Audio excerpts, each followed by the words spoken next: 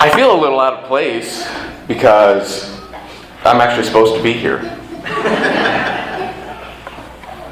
Although, a week and 1 day ago, I did think I knew what this morning's sermon was going to be about. We had finally finished our Lenten series, sometime in the summer, and we were going to return to that survey we've been working our way through, the different kinds of literature found in the biblical library, and this morning was going to be about the Psalms, and I knew that. But last week's panel discussion on living a balanced life just started all sorts of thoughts sort of ricocheting all around in my mind, and also, just a few days ago, Heidi finished a 4-week series of talks on all sorts of things, childhood and Sabbath and rhythms of life and priorities and literature. And so all these ideas were floating around our household, and if you did attend those talks, as many of you did, you're going to hear some familiar things this morning with Heidi's permission.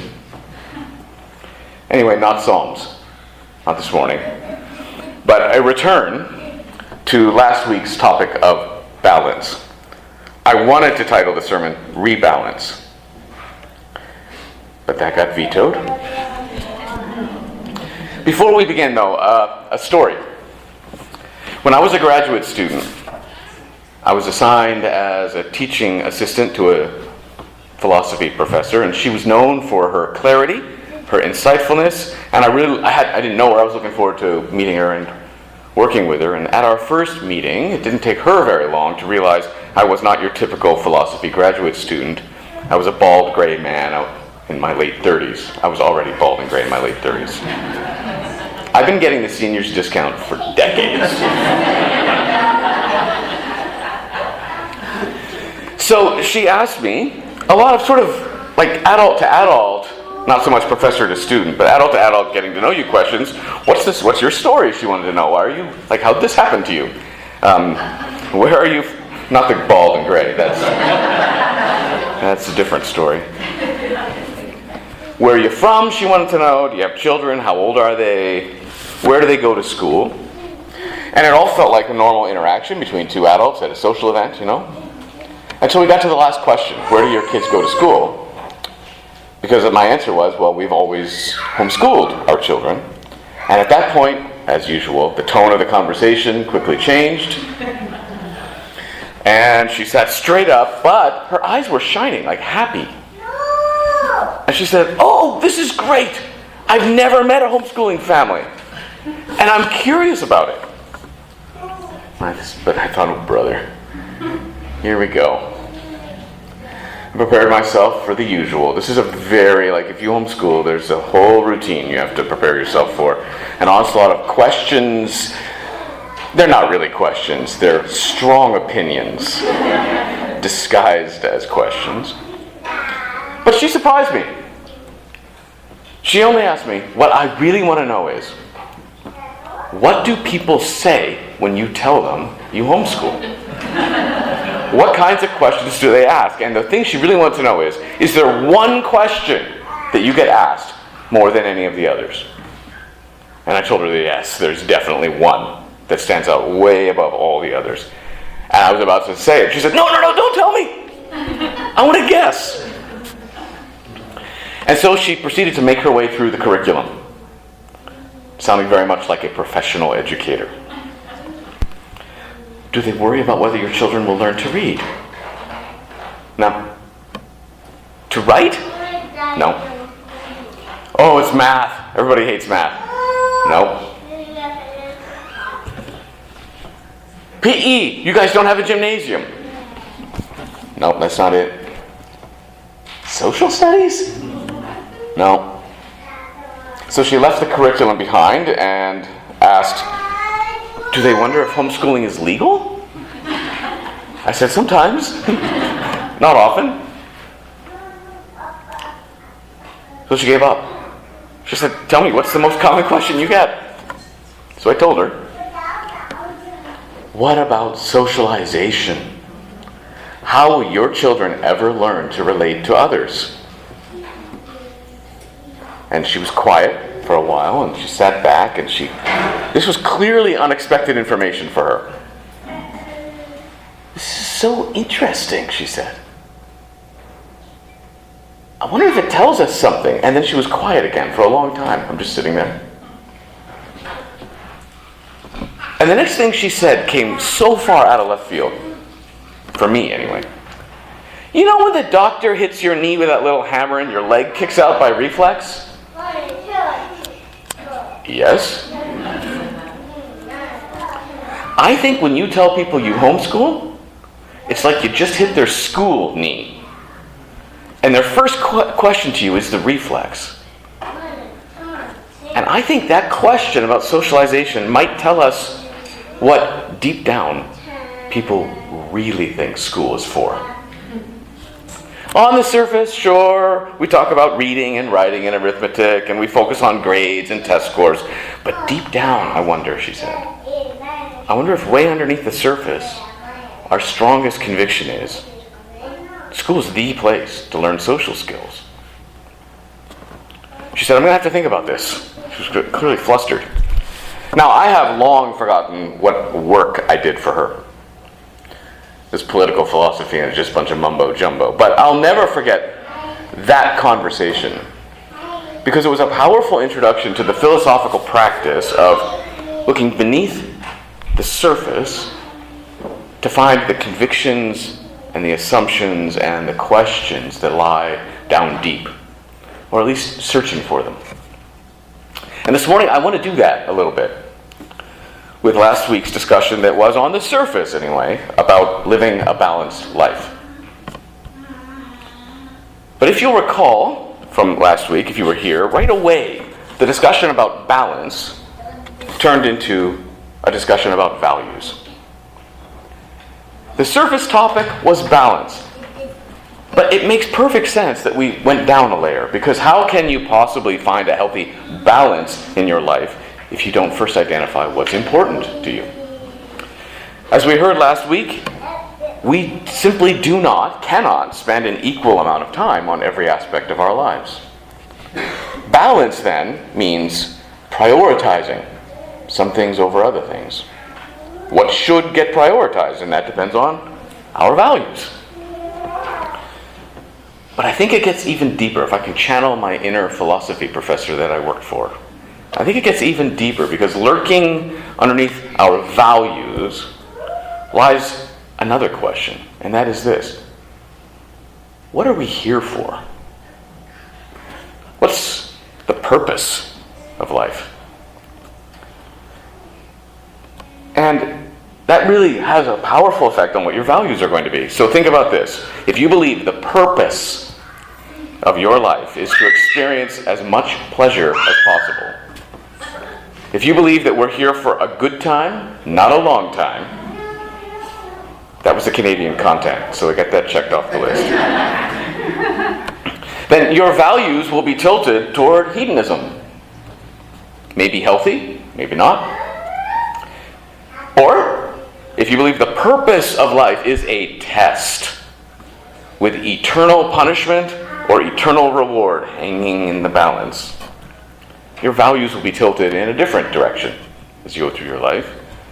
Or again, if you believe that the purpose of life is to love others as you are loved by God, again, your values are going to be very different. So underneath the question of balance, which was last week's topic, lies the question of values, which was last week's discussion. And underneath that lies the question of purpose. What are we here for? But underneath that question, that's right, it's questions all the way down. Underneath that question, what are we here for, is an even shorter but even deeper question. Not what are we here for, but just plain, what are we? What are we? What does it mean to be human? And you don't have to read very far in the Bible to realize that that is a question the Bible cares about a lot. There are two creation stories at the beginning of Genesis, the very beginning of the Bible. I don't know if you've ever noticed that. There are two. We're going to be coming back to them in nearly eternal detail at some point in the future. But for now, what is important is that in the first creation story, when it comes to the creation of people, that's when we encounter the first poetry in the Bible. When we are created, it's like the Bible has to break out in celebration. Time to bring out the poetry. And here's what we get. 3 lines. So God created humanity in God's own image. In the image of God, God created them. Male and female, God created them. So to the deepest question, what are we? The Bible has an answer right away. Even though we are all different, we are all of us image bearers. Did you hear about that repetition? We are image bearers. Somehow, miraculously, we image God in this created world. And if you feel that I just verbed the word image, I want you to know I looked it up and it is an appropriate use. Like, it's an accepted use. It's not as common, but image can be a verb. We image God, and that leads, I'm afraid, to yet another question deeper down. If we image God, then the question is, what is God like? Because that'll be an indication of what we are to be. And we can just stay right there in those creation stories, and at the very least, we can answer this. What does God do? Because in those stories, there are a lot of verbs attributed to God.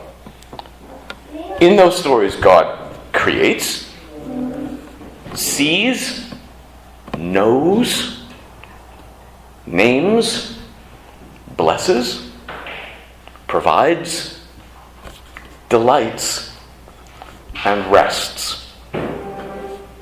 And behind all of that, quite clearly, is love. So what does that mean for us, for what we are, for what it means to be human? I hinted at this before, but as image bearers, it means we are, and here comes a long list, and in this list are sometimes words that are not words.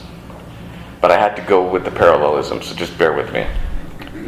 It means we are the creators in residence, the observers in residence, the knowers in residence. And knowing always involves love in these stories. Not knowing from a distance, but knowing in an embrace. We are the namers in residence, the blessers in residence, the providers in residence, the delighters in residence, and the resters in residence. And behind all of that is to be this: we are the lovers in residence. That is what we are as image bearers, according to those first 2 creation stories. That's what we do when we are fully ourselves. So we have a discussion about balance way up on the surface. Remember the surface? But underneath that, values, and underneath that, purpose, and underneath that, what does it mean to be human? We are image bearers, we are the lovers in residence, and we mustn't lose track of that as we seek balance in our lives. If we lose track of that, it won't really be balance. At this point, I'd like the skeptic to come up to the microphone and say this. Sounds nice, Paul. Sounds like you got a side job at Hallmark. All this creating and naming and knowing and delighting and loving. Aw. But we're actually trying to work out our lives here, and we've got schedules. So in the interest of balance, which was the topic, Paul, when exactly are we supposed to find time for all those lovely verbs? And as it turns out, biblically at least, there are 2 answers to that. When are we supposed to live out our calling as image bearers? Just 2 times are mentioned in the Bible. Once a week, and the rest of the week. Just those 2 times. So let's start with once a week, or what is known as Sabbath. And in the spirit of exegesis, which is the practice of trying to understand original context, what would this have meant then and there?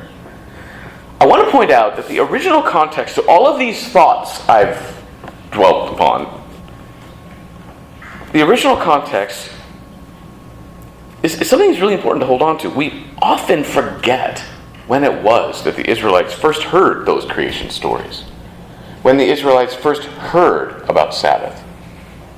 And it's a very particular place. It's when Moses came down off of Mount Sinai, freshly equipped with words from God. That's when they first heard these things.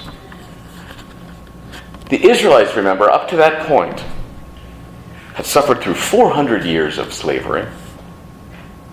For generations upon generations, they had been nothing more than Egyptian property.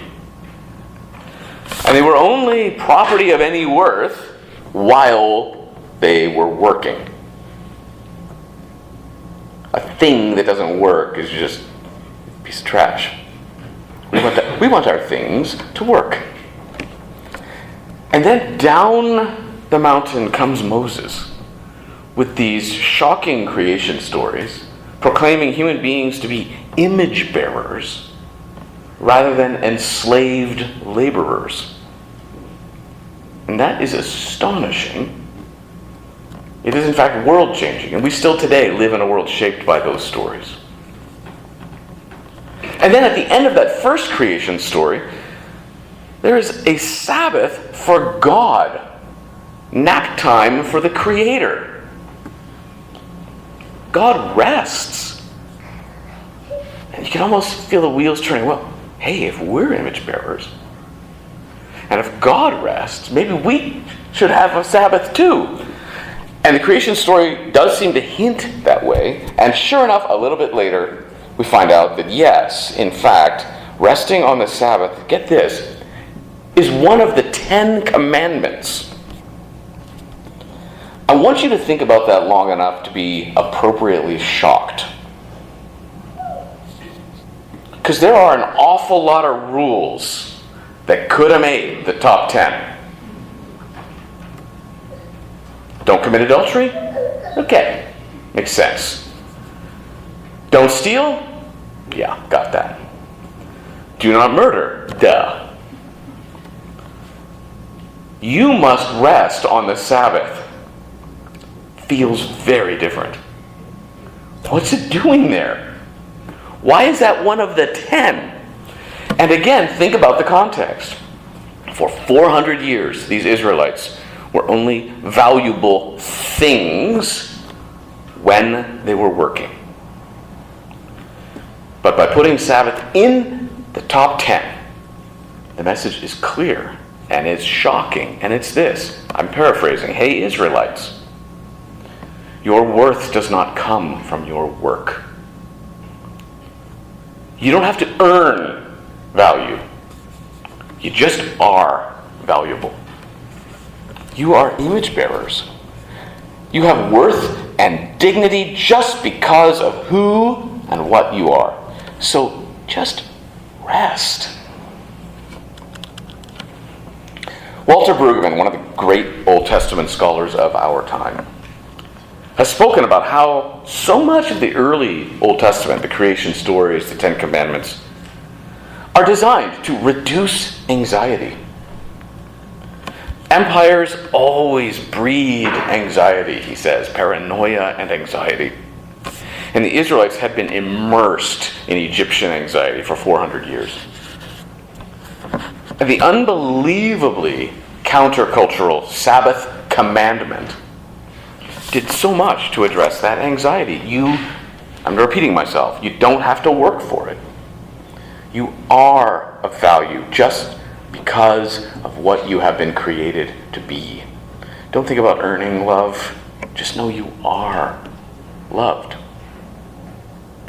I know this is sounding an awful lot like a Mr. Rogers episode. But that's because Mr. Rogers was an ordained minister. And he knew his theology. Another great theologian, the 20th century Jewish thinker, Abraham Heschel, he talked about Sabbath in a rather mystical way, and I want you to hear it, because it's just different. The seventh day, he wrote, is like a palace in time, with a kingdom for all. It's not a particular date. It's an atmosphere. It's not a different state of consciousness. It's a whole different climate. It's as if the appearance of all things somehow changes. The primary awareness is, and this is what I want you to hear, being within the Sabbath, rather than the Sabbath being within you.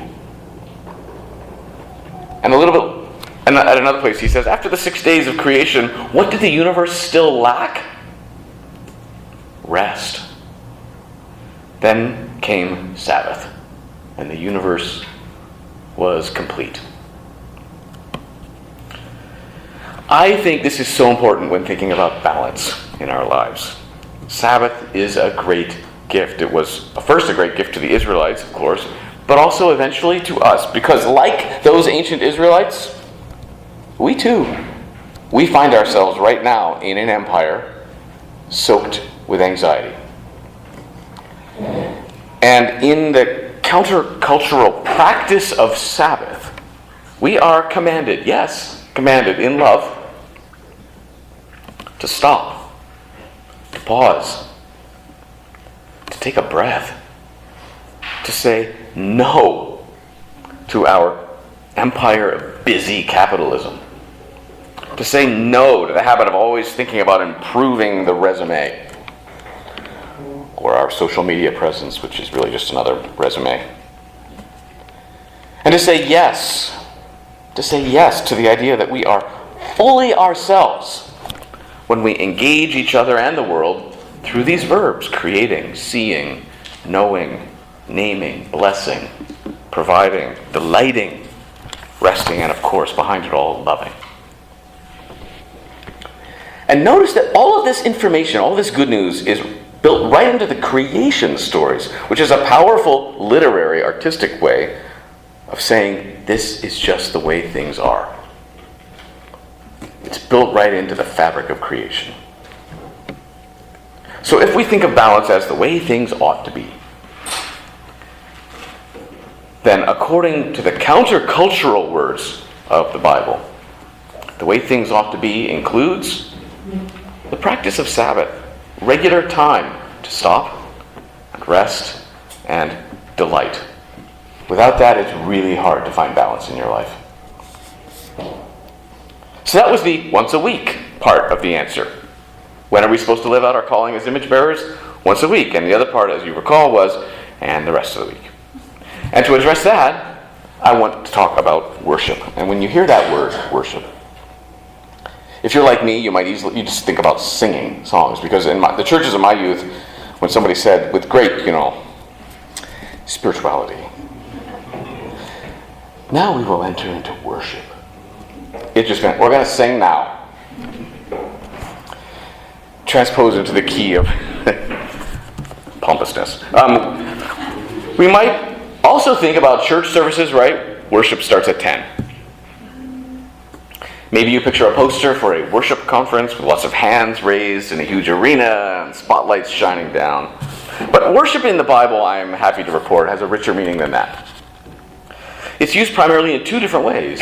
Literally, it just means to kneel down or to prostrate yourself. That's what it means literally. But here's what it means functionally in the Bible. And the first is just details on how to do church or how to do the rituals at the temple. So in the Old Testament, one of the right times for the sacrifices and the appropriate reasons for the different rituals.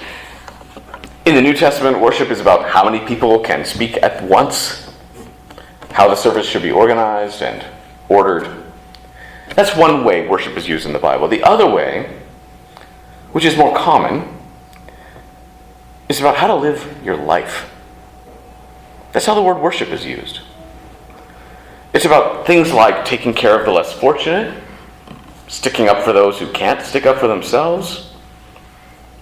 It's about things like remembering that your very existence is a gift given in love. And worship in the Bible means responding to the gift of life with a life full of love and generosity. So, church practice and life practice. practice. That's what worship means in the Bible. And you might be tempted to ask, well, if I had to choose which one's more important, and the Bible is pretty clear that you shouldn't have to choose. It's about everything. And that's why Pamela read to us this morning. I urge you, in view of God's mercy, notice that, there's love in the background. Offer your whole lives as living sacrifices. That is true worship. I wish I could remember who this was, but I once heard someone say that there ought to be a sign into your church on the way in that says you are now entering into worship. And then another sign on the door on the way out that says you are now entering into worship. For balance, we need both. And if it helps, think of it as breathing in and breathing out. Once a week we gather to breathe in, to be reminded of the good news about God and the world and what it means to be human. We need to be reminded because we always forget. And the practice of Sabbath also is a kind of breathing in. We breathe in the gift of the world and the love that's behind it all. And then we breathe out because we have balance.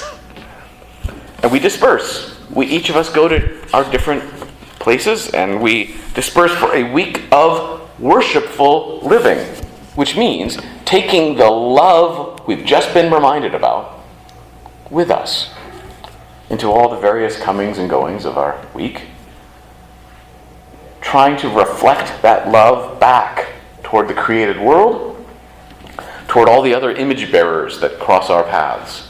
Christ in friend and stranger, says an old Celtic prayer. Even Jesus followed this pattern, breathing in and breathing out. He gathered sometimes just with the disciples, and then had the emotional strength to interact with the huge crowds. Breathe in, breathe out. I think we need to arrange our lives into that pattern to find the balance that allows us to be who we truly are as image bearers. So this has all been rather philosophical, but a couple of practical notes. First, it's important to remember that we all breathe out differently. We have different passions and interests and skills and callings, and all of them, as I mentioned 2 weeks ago during the Will of God sermon, all of them can be offered up as a life of worship. So this is not at all an exhaustive list, but through science, art, and poetry, through stories, through physical work, through mental work, through creative work, through acts of love and mercy and stewardship, we are, all of us, called in wonderfully different ways to be, last time I promise, the artists and the knowers and the namers and the caretakers and the delighters in residence. It's different for all of us, but in all of our work, we are imaging God. And the second practical note, when seeking to find balance in your life so that these things can be thought about, that's the first thing, you need to make time to think. And the second thing, time to live it out so that you can breathe in and breathe out. Remember that being countercultural, by definition, requires some work. Because it means swimming against the stream. It means looking at your life through the lenses of Sabbath and balance and what it means to be fully human, and it might very well mean you end up making changes in your life. Wendell Berry, who is a well-known countercultural thinker and writer and poet and novelist, gives us this advice.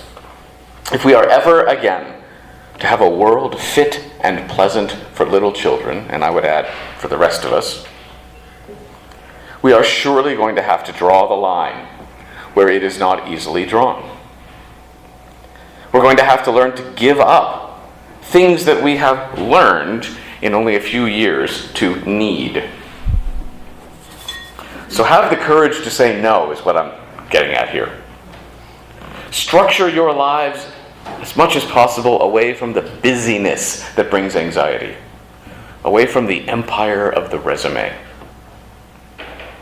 Saying no to these things will be what human behavioral scientists call an upstream intervention. That's a term I got from Heidi. It means a change upstream that makes it easier in your life downstream, in the future, in your daily patterns. Makes it easier to say yes to the things that bring you life and wholeness and balance. So, the 3 points in our philosophical look at what lies under the surface of last week's discussion. First, image bearing. Being fully human means imaging God in all sorts of ways, all those verbs. Embrace those things. They are what it means to be fully you. Second, Sabbath, the gift of rest, of getting off the treadmill of busyness, of being reminded that you are already valued and loved and you don't have to earn it. A weekly reminder of that is a good, healthy thing. And third, breathing in and breathing out. That Sabbath is step 1. Step 2 is the rest of the week, the rest of your life, all lived out as an act of worship. Don't divide your world into the religious and the secular. It's all worship. And all of these things, remember, are grounded, based in love, that self-emptying love that we see most clearly in Christ on the cross. That's the background of everything. And that's why we take time, as we are this morning, to celebrate communion, to remember that love behind all things. Breathe in. Let us be reminded yet again of just how deeply we are loved by God. And then breathe out. Take that love with you throughout your week. Amen.